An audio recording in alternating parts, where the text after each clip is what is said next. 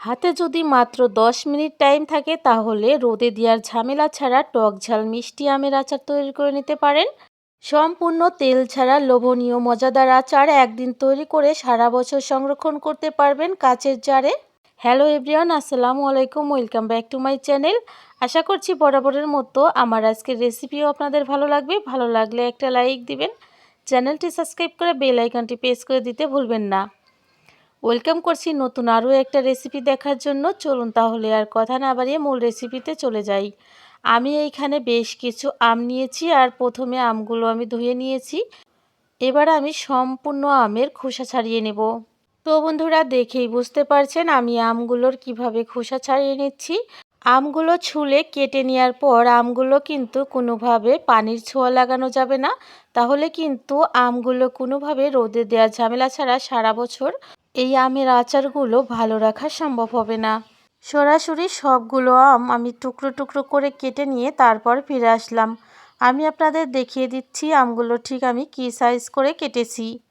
আপনারা চাইলে লম্বা করে কিংবা ছোট ছোট ফালি ফালি করেও কেটে নিতে পারেন। এবার আমি চলে যাচ্ছি পরবর্তী স্টেপে। চুলায় একটা কড়া বসিয়ে নিচ্ছি, আর এই কড়ার মধ্যে আমি দিয়ে দিচ্ছি 1/2 কাপ ভিনেগার। আমের আচারটা সারা বছর ভালো রাখার জন্য এখানে ভিনেগার অবশ্যই ব্যবহার করতে হবে।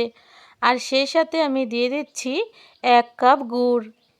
আমি এখানে গুড় ব্যবহার করছি, আপনারা চাইলে এখানে চিনিও ব্যবহার করতে পারেন। তো শুরুতে আমি গুড়টা গলিয়ে নেব। চুলার আঁচটা একেবারে মাঝারি রেখে আমাদের গুড় গলিয়ে নিতে হবে। গুড়টা গলে যাওয়ার এই পর্যায়ে এখানে অ্যাড করে দিতে হবে কেটে রাখা আমগুলো। আমগুলো অ্যাড করে দিয়ে এবার উল্টে পাল্টে নেড়েচেড়ে মিশিয়ে দিতে হবে সম্পূর্ণ গুড়ের পানির সাথে।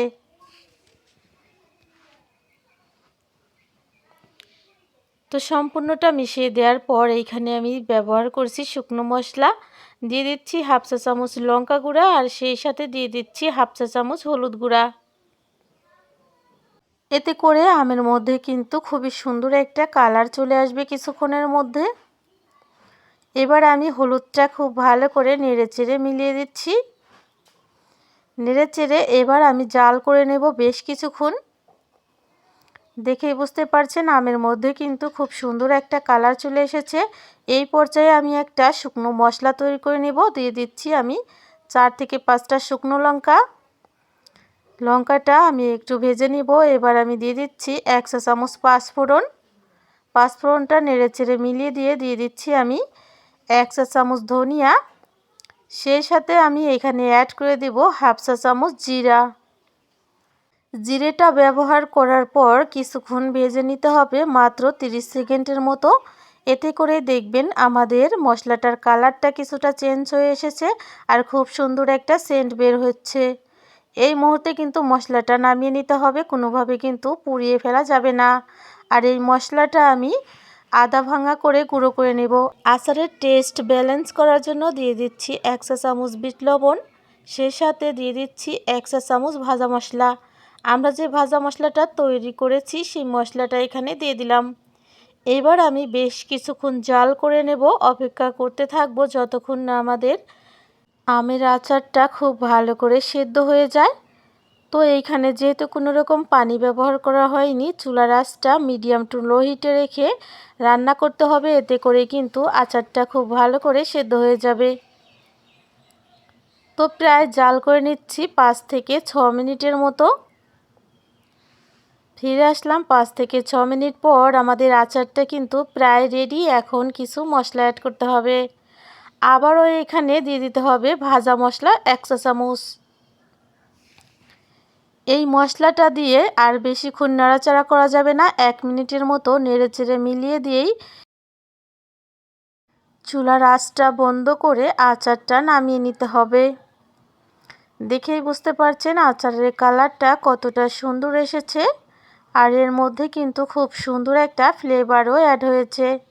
এই আচারের মধ্যে কিন্তু কোনো রকম পানি পানি ভাব নেই, একেবারেই রসে টইটুম্বুর জুসি জুসি একটা আচার দেখেই বোঝা যাচ্ছে।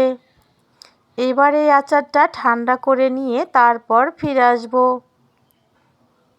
তো বন্ধুরা, দেখতেই পেলেন কতটা সহজে টক ঝাল মিষ্টি আমের আচার তৈরি করা যায়। আর এটা তৈরি করে ঠান্ডা করে সরাসরি কাঁচের জারে ভরে সারা বছর বাইরেই সংরক্ষণ করতে পারবেন, কোনো রকম নষ্ট হবে না। যেহেতু আমরা এইখানে কোনো রকম পানি ব্যবহার করিনি, কোনো রকম রস নেই এই আচারের মধ্যে, তো নষ্ট হওয়ার কোনো রকম সম্ভাবনাই নেই। সম্পূর্ণ আচারটা আমি পরিবেশন করে দিয়েছি, দেখেই বুঝতে পারছেন কতটা লোভনীয় ও মাশাআল্লাহ দেখা যাচ্ছে। আর খেতেও কিন্তু খুবই সুস্বাদু হয়েছিল। একবার হলেও আচারটা বাড়িতে তৈরি করে কমেন্ট করে জানাতে ভুলবেন না কেমন লেগেছে এই রেসিপিটি। আজ এ পর্যন্তই, দেখা হবে পরবর্তী পর্বে। সেই পর্যন্ত ভালো থাকবেন, আমার জন্য দোয়া করবেন। আজ এখানেই বিদায় নিচ্ছি। আল্লাহ হাফেজ। আসসালামু আলাইকুম।